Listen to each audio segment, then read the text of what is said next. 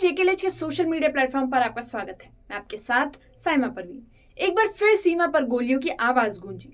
पाकिस्तान बार बार cease fire का उल्लंघन कर भारत की शांति को चुनौती देने की कोशिश कर रहा है। जम्मू कश्मीर के अखनूर और उरी में पाकिस्तानी सेना ने गोलीबारी की, लेकिन भारतीय सेना ने भी मुंह तोड़ जवाब दिया। ये रिपोर्ट देखिए।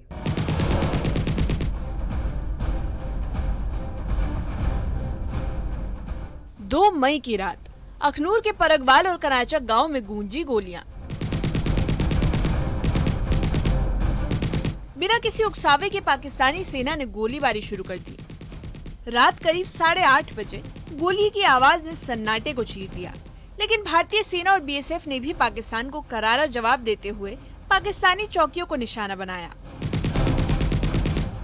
इसी कड़ी में अखनूर में अब हर रास्ता चौकसी के घेरे में है। हर आने जाने वाले वाहन की जांच की जा रही है। बीती रात पाकिस्तान द्वारा अखनूर सेक्टर में सीज फायर का उल्लंघन किया गया, क्योंकि पाकिस्तान एक कायर मुल्क है। वो हमेशा इसी फिराक में रहता है कि किस तरह से जम्मू कश्मीर में खलल डाला जाए, पर हमारी जो सिक्योरिटी एजेंसी है बिल्कुल अलर्ट मोड पे है। आप ठीक तस्वीरों में देख सकते हो कि हमारे जो जवान हैं, जम्मू कश्मीर पुलिस के जवान हैं, वो उन्होंने नाका लगाया हुआ है। गाड़ियों की चेकिंग की जा रही है। जो वाहन चालक हैं उनके दस्तावेज चेक किए जा रहे हैं। उसके साथ साथ डिक्की को खंगाला जा रहा है ताकि कोई अप्रिय घटना ना घट सके। जिस तरह से आप तस्वीरों में देख रहे हो कि नाका लगाकर गाड़ियों की चेकिंग की जा रही है। मैं आपको बताते चलूं कि बीती रात पाकिस्तान द्वारा कायराना हरकत की गई। एक बार फिर सीज फायर का उल्लंघन किया गया।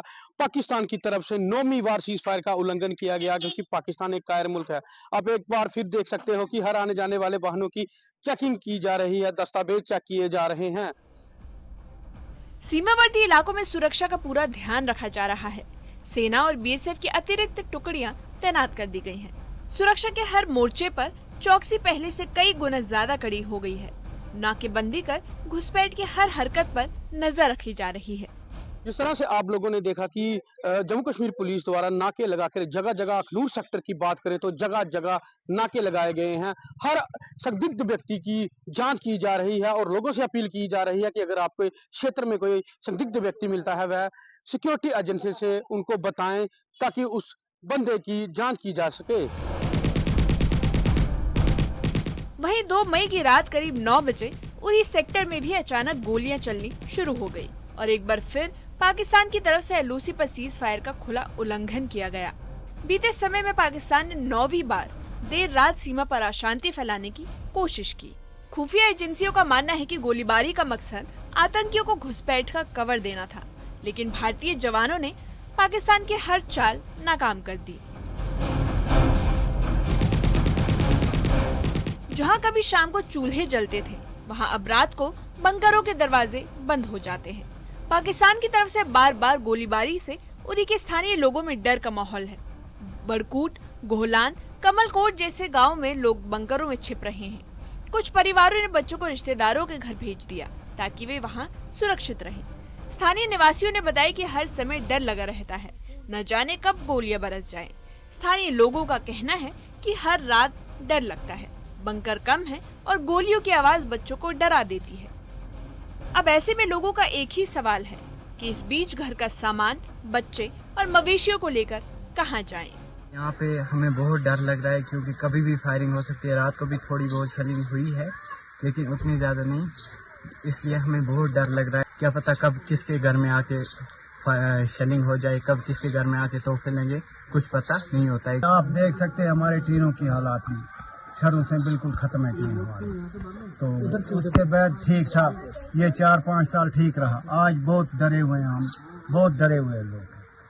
बाल बच्चे को कहाँ लेकर जाएंगे? इन माल मवेशी को लेकर कहाँ जाएंगे? अगर बच्चों को लेकर कहाँ लोग जाएंगे सर? तो यहाँ जब फायरिंग चलती है सर, इन मकानों में अंदर लोग घुस जाते हैं। क्या पता चलता है कहाँ की फायरिंग आई और कहाँ पड़ी। बाहर दरवाजे से निकल नहीं सकता है। जब अंदर लगेगी तो वहीं मर जाएंगे। 10 आदमी हो, 5 आदमी हो, 20 हो, 50 हो। यहाँ 2 बेकर दिए गए हैं 50 घर को। पुंछ जिले में नियंत्रण रेखा पर लगातार तनाव बढ़ता जा रहा है। पाकिस्तान की तरफ से लगातार पिछले कई दिनों से गोलीबारी की जा रही है और उस गोलीबारी से नियंत्रण रेखा के सटे क्षेत्र जो हैं उनकी क्या हालत है। आज न्यूज इंडिया की टीम पहुंची है पुंछ के नियंत्रण रेखा पर शून्य रेखा के पास स्थित गांव शाहपुर में। शाहपुर जो सबसे ज्यादा गोलाबारी से प्रभावित रहा है और जब भी गोलाबारी होती है यहाँ गाँव को ही निशाना बनाया जाता है। आज हम यहाँ पहुंचे, देखते हैं कि यहाँ के गाँव के लोग जो है इस गोलीबारी के बाद किस प्रकार जो है अपना समय व्यतीत कर रहे हैं, क्योंकि यहाँ पर सरकार की तरफ से कुछ बंकर दिए गए और हम पहुंचे हैं मोहम्मद शबीर जी के घर में जहाँ उनको सरकारी बंकर मिला था, लेकिन उन्होंने अपना पैसा लगाकर इस बंकर को और अच्छा किया है ताकि अपना और अपने परिवार को बचा सकें। तो हम खुद चाहते हैं कि ऐसे वहशियाना हमले दोबारा ना हो, तो उसके चलते हमारे देश में हम बिल्कुल हिंदुस्तान और पाकिस्तान के दरमियान में जो जीरो लाइन है वहां पर रहते हैं। तो हम चाहते हैं कि ये जो हिंदुस्तान पाकिस्तान के दरमियान कशीदगी फैली है, इससे जो जंग के हालात बन चुके हैं, तो उसकी वजह से यहाँ किसी भी वक्त कोई भी खतरा लाहक हो सकता है। कारनी बैंकर दिए थे, उन्हीं में हम आकर पनाह लेते हैं। तो हम दिन रात अलर्ट रह के यहीं बैठते हैं कि कहीं भी किसी भी वक्त जो है वो शेलिंग हो सकती है, और हम ये बच्चों के साथ अपने परिवार के साथ यहीं रहते हैं। जैसे कि रात को भी गोलाबारी हुई और वो डर किस तरह का है? देखिए, जब भी गोलाबारी होती है तो उसकी जद में सबसे पहले हम सरहदी लोग आते हैं। तो सरहद पे रहने वाले लोग जो हैं वो पहली गोली के जद में आते, पहले गोले के जद में आते, और जब गोले लगते हैं यहाँ पर तो ये जमीन किस तरह से थर थराती है वो हम लोग जानते हैं, क्योंकि हम यहाँ रहते हैं, या फिर हमारी इंडियन सेना जानती है कि यहाँ पर कितने खतरनाक तरीके से खेलते हैं हम। अभी उसकी वजह से, उस डर और खौफ की वजह से हम रात को भी यहाँ अलर्ट रहते हैं और दिन को भी यहाँ बैंकर में ही रहते हैं। कभी भी फायरिंग हो जाए तो जब भी थोड़ी सी आवाज आती है तो हम यहीं पना लेते हैं। और पाकिस्तान में बैठे हुए जो भी आतंकी हैं, जहां कहीं भी है, जो उनके आका हैं, जो उनको चलाने वाले हैं, वो एक इंसानी दुश्मन हैं। क्या इसको खत्म किया जाए ताकि दोबारा आने वाली नस्लों को ये चीजें ना देखनी पड़े। जो आने वाले हमारे बच्चे, उनको ये ना देखना पड़े कि बॉर्डर पे अभी फायर होने वाला है, छुप जाओ, अभी हालात खराब हैं, छुट्टी कर दो बच्चों को। ये इस तरह के हालात हमें बॉर्डर पर नहीं चाहिए। मतलब एक बार हल चाहते हैं हम यही चाहते हैं कि एक ही बार जो हो, हमें बॉर्डर पे पीस चाहिए। हम जरूर फौज के साथ हैं। हाँ, हमारा जो हमारा फैसला यही है कि अगर चाहते हैं तो अमन चाहिए हमें, बस और कुछ नहीं। अगर फौज के साथ, फौज हमारे साथ है तो हम भी फौज के साथ हैं। हम शाना बाशाना फौज के साथ खड़े हैं। सन 47 से लेकर आज तक जैसे रहे और उससे भी एक कदम बढ़कर आगे निकलेंगे। हम फौज के साथ हैं, फौज को कोऑपरेट करेंगे, फौज के साथ हम मदद करेंगे। परेशानियां हैं, मुश्किलातें हैं, लेकिन हौसले उसके बावजूद भी बुलंद हैं और जो सरकार फैसला लेती है वो उस फैसले के लिए शाहपुर के लोग तैयार हैं। पिछले कई सालों से गोलाबारी सहन की है, कई जो है नुकसान उठाए हैं, लेकिन उनका कहना है कि हम आज भी भारतीय सेना के साथ हैं और भारतीय सेना के साथ आगे भी एक कदम चलेंगे। और जो फैसला सरकार लेगी, जिस तरह पहलगाम के जो गुनाहगार हैं उनको सजा देगी, हम उसके साथ हैं। Munish Sharma, news network, Shahpur, Poonch.